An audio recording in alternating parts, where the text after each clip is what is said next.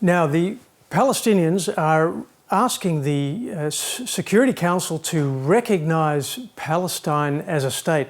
So the question is Palestine a state? Of course, the Security Council or any state or nation cannot recognise Palestine as a state if it's not a state.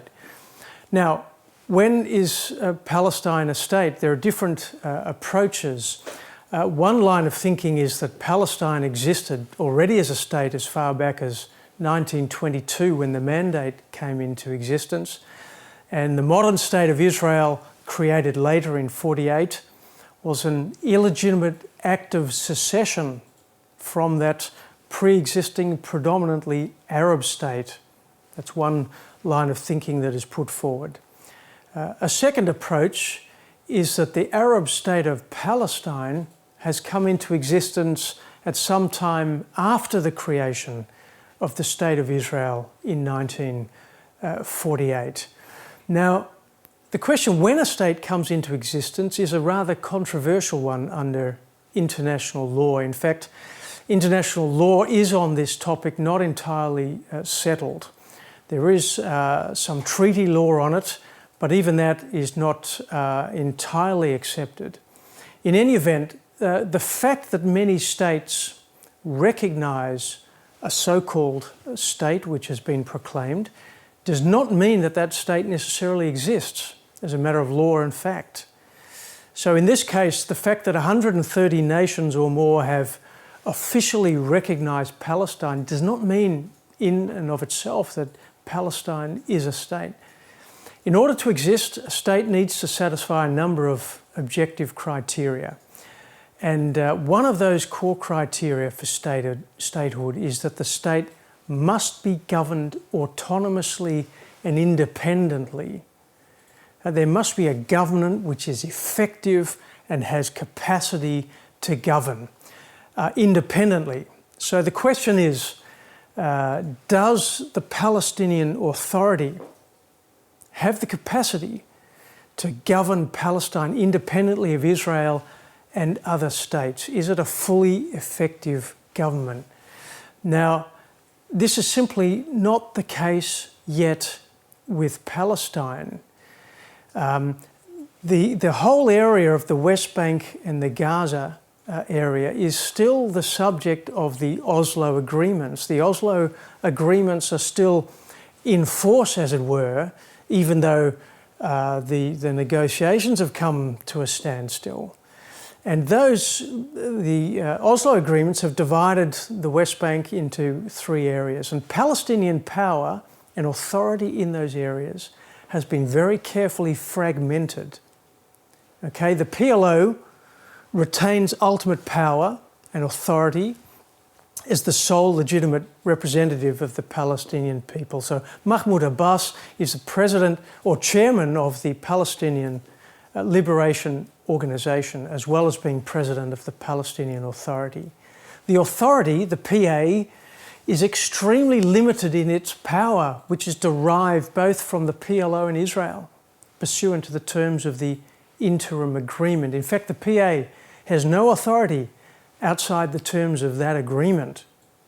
So the PA is not an effective governing authority of all of the West Bank, not yet, even though that may be the objective in the future. Now, the other issue is that the PLO has lost power in the Gaza Strip since 2007, where Hamas has assumed power. And notwithstanding the fact that there is now some kind of unity government between Hamas and Fatah, from linking Gaza and the West Bank, it's really not possible to argue that either the PLO or the Palestinian Authority have control, effective governing control over the whole of the territory of Palestine, which they claim. So under the interim agreement, Israel still retains control over Area C, which is a large part of the West Bank, and even in areas A and B, those specific areas where the Palestinians have more control, only specific powers have been transferred to the Palestinian institutions. So notwithstanding withdrawal of the military regime and transfer of extensive powers, Israel still retains what is called reversionary powers in areas A and B, the Palestinian areas of the West Bank. And so this initiative of the Palestinians, which is in effect a backdoor method of achieving UN membership, is really failing the first criterion of UN membership, which is the existence of a state. Now, the next issue is that the question of UN membership. Article 4 of the Charter, the UN Charter, says that any member, and in this case Palestine, must satisfy at least each of 4 conditions. First, as we've seen, it must be a state, and we've seen that Palestine is not legally at this point a state. The second is it must be peace-loving. Third is it must be accepting of the obligations contained in the UN Charter, and it must be able and willing to carry out those obligations.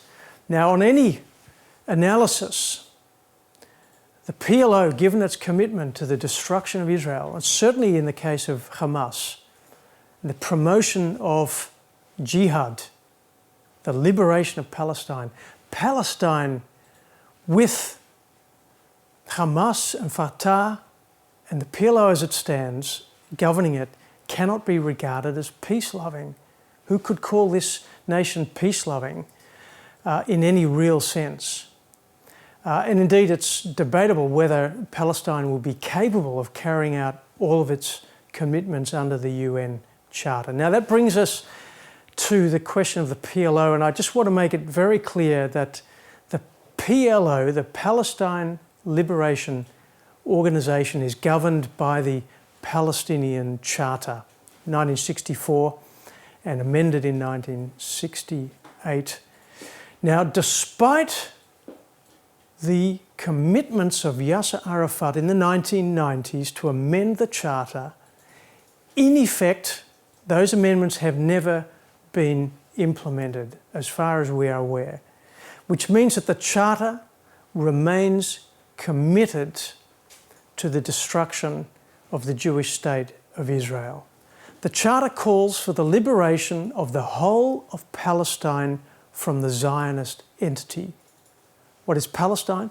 Palestine is the whole of the territory covered by the Mandate for Palestine. That is, not only Gaza and the West Bank, but also all of current Israel.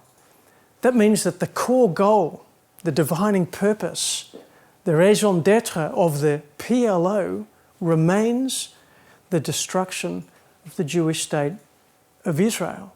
And the Charter justifies any means for achieving that goal.